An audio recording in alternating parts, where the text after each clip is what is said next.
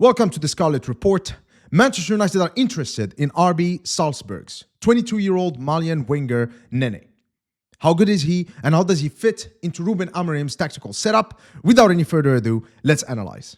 Alright, so let's get started with this tactical analysis video, and let's start with, of course, the player overview. Let's see what kind of player Nene is. So, of course, he's a Malian international, 22 years old, plays as a winger, right or left for Salzburg. He can be described as an explosive winger because pace is one of his best assets. 174 centimeters, not really the tallest, but he's quite athletic nonetheless. This segment right here, this section, of the dashboard right here is quite interesting because I am comparing him, and the keen-eyed among you will have recognized this player, Giovanni Quenda, who of course has been used as a right wing back in Ruben Amorim's 3-4-3 system. And as you can see, his heat map is actually quite similar to Nene's, even though Nene plays predominantly as a right winger or left winger. What does this mean? Well, actually, this heat map is from Nene's games in the Champions League. Of course, even though he plays in a back four system where he plays as a right winger in a 4-2-3-1 formation for Salzburg, against tough opposition, as you can see, he actually contributes much more defensively, literally in a way acting as a right wing back for Salzburg the same way that Quenda did in Ruben Amorim's system. So this kind of overshadows where this video is going, because a lot of people are talking about Nene as being a Garnacho or Marcus Rashford replacement. I think he can perform in those roles, but I think that this could be an Alan Smith situation. If you remember Alan Smith, when Sir Alex Ferguson signed him back in 2004, for Leeds United, he was more of a poacher, you know, similar to someone like Inzaghi or even Owen. But then Sir Alex Ferguson just realized that this player actually was a workhorse. You know, he had a lot of drive and determination and could be used as a combative midfielder. And that's the role that Alan Smith played for Manchester United. Is the same thing here with Nene. It's not because he plays as a winger for Salzburg that's actually the position he's going to play for Manchester United. I think he would be actually much more suited in a right wing back position, and I'm going to show you why that's the case in a minute. Okay, so of course his strengths, as I've said earlier, athleticism and pressing is actually quite good when it comes to pressing the opposition. His weakness is that he is a little bit raw, but that's common, you know, with young players, especially wingers. Sometimes they touch the ball a little more, sometimes they try to do a little more, they try to showboat a little more, and sometimes they just need to play a little bit simpler in order to be more effective. And I think Nene falls in that category, but like I said, young players, they are all guilty of that to some extent. Now, of course, because this is Manchester United, we have to talk about the injury risk assessment.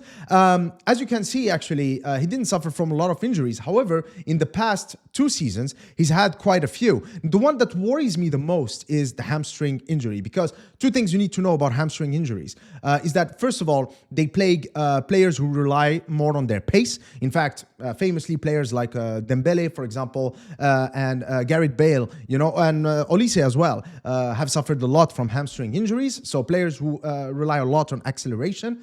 But also the second thing is that once you have a hamstring injury, your risk of having another hamstring injury actually increases. And when you have your second hamstring injuries, the chances that you're going to have a third one, a fourth one, and a fifth one also increase exponentially, okay? So this is something that we definitely need to be wary of. Now, he's still young, he's fit, so it shouldn't be really a problem. One thing that we need to note as well is that we've had less injuries under Ruben Amorim than we did under Erik ten Hag, so maybe there are things that are improving in that department in Carrington, but it's definitely something that we need to be mindful of. But anyway, let's move on to the video analysis segment. So this was in a Champions League game against Dynamo Kiev to try to see who's going to get the privilege of making it into the Champions League, okay? And here what we're going to focus on is mainly his ability to press. So here, obviously, Nene is aware that there is a player right here, so he knows that the moment the ball reaches this center back, there is actually a chance that he's going to receive the ball. So he's not ready to commit to one side or the other. He's aware that there is another player here, but he's just biding his time, trying to observe what the opposition are going to do with the ball.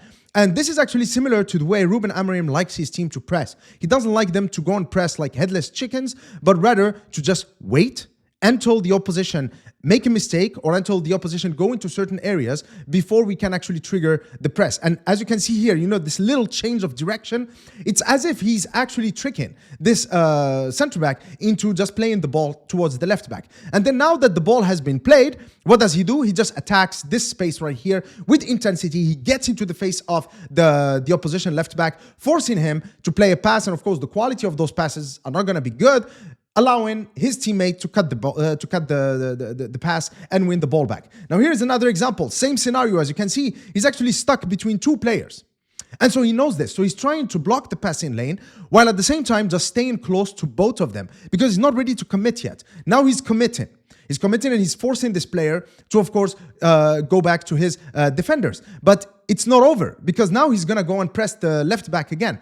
Now he's signaling to his teammates that, okay, guys, this is our chance. Let's press more aggressively. And he knows that his main responsibility is going to be this area over here. But again, not ready or willing to commit because as you can see, the goalkeeper has actually two options right here. But the moment the goalkeeper goes towards the left back, he commits. And then now Dynamo Kiev are trapped in this area with 3 Salzburg players next to them. And of course, they're going to win the ball, of course, with Nene making the interception. So again, as you can see, Ruben Amorim has been talking a lot about intensity. We need players with intensity. Nene definitely fits the bill. So he's a great player to have if you want to press on the front foot. And what I like about this is that he's already drilled in that Ruben Amorim style of pressing, where he's not just run that gegenpress type of pressing, but rather waiting for the right opportunity in order to trigger the press. Now let's look at his goal scoring ability. And of course, if you've been watching Scarlet Report, you know that I value off the ball movement a lot. Guys, 1 minute. I just need, a little sip of water.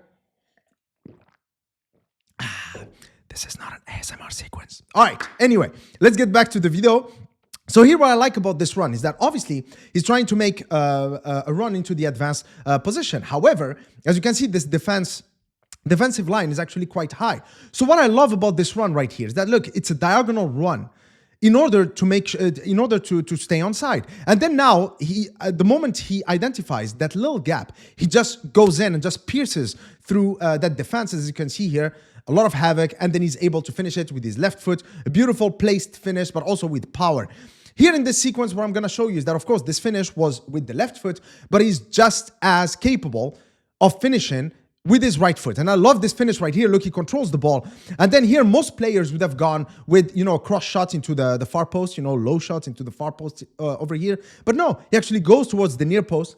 A high shot with power into the roof. Great finish. Great. And so he does have that finishing instinct. Now, I've watched Salzburg mainly in the Champions League, and I've watched this game against Leverkusen where they lost 5-0, but Nene was Salzburg's man of the match.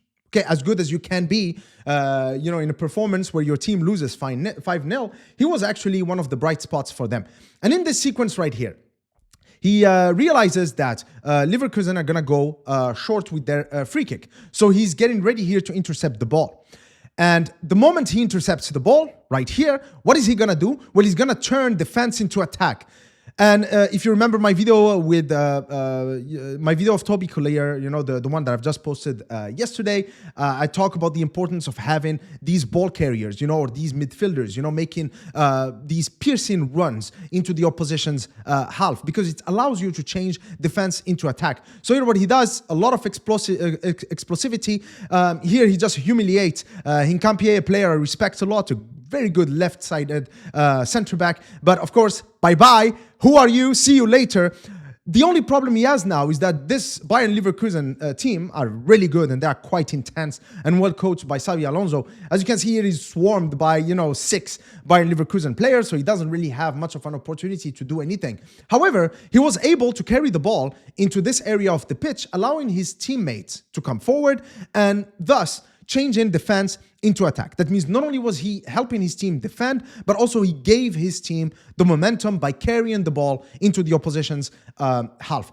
Now, of course, as I said in the beginning of the video, in the player overview segment, he's still young, so he's a little bit raw. He's not really sophisticated, but that's definitely something that you can teach him.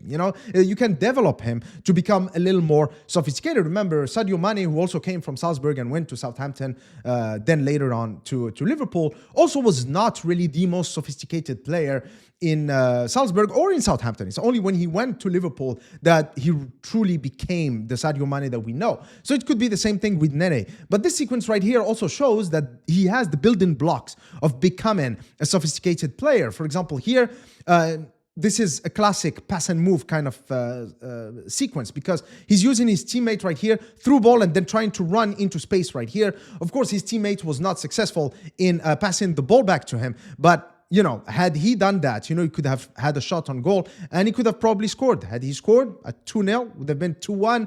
Maybe that the outcome of that game would have been different. But this is just an example of just how much dynamism he brings to wing play for his team, and he could bring the same dynamism to Manchester United. All right, so as I've said in the beginning of the video, Nene, to me, in his profile, really fits the bill for that Ruben Amorim right wing back position, because out of all the positions in his 3-4-3 system, this is probably the one position that is the most instrumental, while at the same time, it is also the most deficient position in the current Manchester United squad. I think Mazraoui is very good, but in my opinion, he's better as a fullback in a back four or as a wide centre back in a back three system, because Mazraoui, and I'm quite familiar with his game, he's a playmaker. He likes having the ball at his feet, so he's not really a runner. Okay, but I think that Ruben Amorim prefers, players like Quenda, for example, who are wingers, playing in a right wing back position. And with Amad Diallo really being quite effective as one of the two attacking midfielders, I think that Ruben Amorim right now is really looking to strengthen that right wing back position with athletic players who can also impact the game in the final third. And I think Nene definitely fits the bill. He's not the end product. He's probably a player who's going to need, 1 season, 2 seasons to, accommodate himself with life at Manchester United, life as a Manchester United player. But I mean, that's the point of joining a club like Manchester United and working with a manager like Ruben Amorim, is because he can improve you as a player. And I think that this could be a smart acquisition for Manchester United, because, a player like this, with the reputation that he has in world football right now, which is, quite, modest, I would say, coming from a club like Salzburg, his age, I don't think he's going to cost a lot of money. I don't think that he's going to command high wages.